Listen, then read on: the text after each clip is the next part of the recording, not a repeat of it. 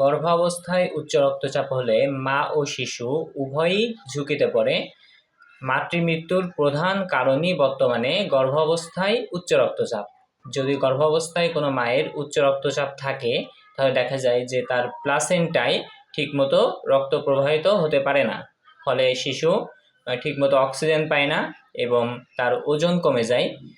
Premature baby হওয়ার ঝুঁকি বাড়ে, অর্থাৎ লেস দেন 2.5 কেজি, 2.5 কেজির কম ওজন হয়ে বাচ্চা জন্ম নিতে পারে।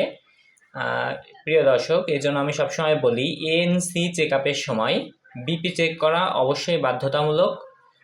কারণ গর্ভাবস্থায় কোনো মায়ের যদি উচ্চ রক্তচাপ থাকে সেক্ষেত্রে তার স্ট্রোক এবং খিঁচুনির ঝুঁকি মাত্রা অতিরিক্ত বেশি থাকে। ভিডিওটি ভালো লাগলে অবশ্যই একটি লাইক করে দিবেন। আপনার পরিবার এবং বন্ধুদের মাঝে ভিডিওটি শেয়ার করে দিন যাতে অন্যরা সচেতন হতে পারে। আমাকে সারা জীবনের মতো হারাতে না চাইলে অবশ্যই এখনই আমার সাথে সংযুক্ত থাকুন।